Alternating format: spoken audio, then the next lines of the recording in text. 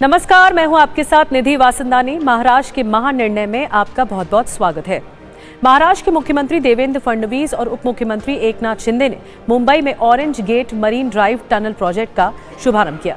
Project की TBM यानी tunnel boring machine के लॉन्च के साथ ये शुरुआत की गई है। इस प्रोजेक्ट से मुंबई का ट्रैफिक कम होगा और लोगों को राहत मिलेगी। उन्होंने कहा कि ये प्रोजेक्ट नवी मुंबई अंतर्राष्ट्रीय हवाई अड्डे तक यात्रा को आसान बनाने के लिए शुरू किया गया है।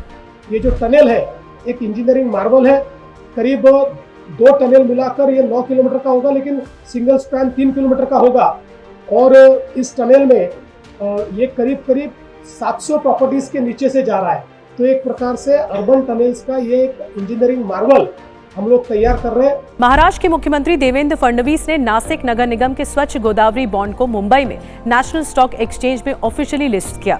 इस मौके पर मुख्यमंत्री फडणवीस ने कहा कि कुंभ मेले के लिए नासिक में कई विकास कार्य किए जा रहे हैं। उन्होंने कहा कि राज्य सरकार ने नगर विकास विभाग के माध्यम से कुंभ मेले से पहले बुनियादी ढांचे के कई काम शुरू किए हैं। कुंभ मेले की पवित्रता को बनाए रखते हुए विकास को आगे बढ़ाया जाएगा। महाराष्ट्र के मुख्यमंत्री देवेंद्र फडणवीस ने सोशल मीडिया पोस्ट में बताया कि मशहूर फुटबॉलर लियोनेल मेसी मुंबई आएंगे। मुख्यमंत्री देवेंद्र फडणवीस की लीडरशिप में राज्य के ग्रामीण इलाकों में फुटबॉल को बढ़ावा देने के लिए प्रोजेक्ट महादेवा लागू किया जा रहा है। इसके लिए 60 लड़के और 60 लड़कियों को चुना गया है। इनमें से 30 लड़के और लड़कियों को मशहूर फुटबॉलर लियोनेल मेसी और मुख्यमंत्री 14 दिसंबर को 5 साल की स्कॉलरशिप देंगे। युवा फुटबॉलर्स के लिए ये एक बड़ा मौका है। राजेश अग्रवाल ने महाराष्ट्र के मुख्य सचिव का कार्यभार संभाल लिया है। मंत्रालय स्थित मुख्य सचिव कार्यालय में आयोजित एक कार्यक्रम में उन्होंने निवर्तमान मुख्य सचिव राजेश कुमार से कार्यभार ग्रहण किया। सरकार ने राजेश अग्रवाल को राज्य के मुख्य सचिव पद पर नियुक्त करने के आदेश जारी किए थे। मुख्य सचिव का कार्यभार संभालने के बाद राजेश अग्रवाल ने कहा कि वो महाराष्ट्र के विकास और गौरव को बढ़ाने के लिए प्रभावी ढंग से काम करते रहेंगे। आज रोजी में महाराष्ट्राच्या मुख्य सचिव पदाचा पदभार स्वीकारला आहे आणि आपल्या सर्वांनी ग्वाही देतो की पूर्ण ऑनेस्टी में, इंटीग्रिटी में आणि महाराष्ट्राचा विकास कसा होईल। मैं 24 hours with go on. Maharashtra के रेवेन्यू और फॉरेस्ट डिपार्टमेंट ने रजिस्ट्रेशन और स्टैंप डिपार्टमेंट के बदले हुए स्ट्रक्चर को मंजूरी देते हुए एक सरकारी आदेश जारी किया है। इसकी वजह से डिपार्टमेंट में 965 नए पद बनाने के साथ ही मंजूर पदों की संख्या बढ़कर 3952 हो गई है।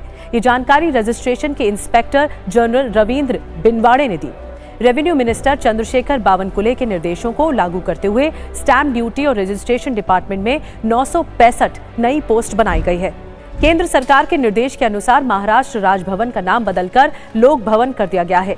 3 दिसंबर की रात को राजभवन के एंट्रेंस पर नाम बदल दिया गया। राज्यपाल आचार्य देवव्रत ने कहा कि लोक भवन अब सिर्फ गवर्नर का घर और ऑफिस नहीं होना चाहिए, बल्कि राज्य के लोगों, समाज के अलग अलग तबकों, स्टूडेंट्स, किसानों और सिविल सोसाइटी ऑर्गेनाइजेशंस के साथ साथ बातचीत और कम्युनिकेशन का एक डायनामिक सेंटर बनना चाहिए। महाराष्ट्र सरकार ने डिजिटल 7/12 को कानूनी मान्यता दे दी है। रेवेन्यू मिनिस्टर चंद्रशेखर बावनकुले ने इस बारे में सभी डिस्ट्रिक्ट कलेक्टर्स को ऑर्डर दिए हैं। अब ऑफिशियल 7/12 एक्सट्रैक्ट सिर्फ 15 रुपए में मिलेगा और तलाठी के साइन और स्टैंप की जरूरत नहीं होगी। राज्य सरकार का ये फैसला ऐतिहासिक माना जा रहा है। महाराष्ट्र सरकार के टूरिज्म और कल्चर अफेयर्स डिपार्टमेंट ने एक बड़ा फैसला लिया है। आगरा में छत्रपति शिवाजी महाराज का मेमोरियल बनाने के लिए एक कमेटी बनाई गई है। इस कमेटी को बनाने के लिए सरकारी फैसले की घोषणा कर दी गई है। इस कमेटी में tourism minister Shambhuraj Desai, protocol minister Jaykumar Rawal, tourism state minister Indranil Naik के साथ साथ सरकारी अधिकारी और इतिहासकार शामिल हैं। महाराष्ट्र में स्कूल स्टूडेंट्स की सुविधा के लिए toll free helpline number 1800221251 launch किया गया है। ट्रांसपोर्ट मिनिस्टर प्रताप सरनाइक ने हाल ही में ये नंबर जारी किया। ये कंप्लेंट नंबर उन लाखों स्कूली स्टूडेंट्स के लिए काम का साबित हो रहा है जो Maharashtra state road transport corporation की बस सर्विस पर निर्भर हैं। स्टूडेंट्स की सुविधा और सुरक्षा सुनिश्चित करने के मकसद से शुरू की गई इस हेल्पलाइन पर कुछ ही दिनों में सैकड़ों कंप्लेंट रजिस्टर हुई हैं। इससे स्टूडेंट्स की समस्याओं का तुरंत हल किया जा रहा है। महाराष्ट्र के महानिर्णय में बस इतना ही। TV9 भारतवर्ष पर खबरों का सिलसिला लगातार जारी है।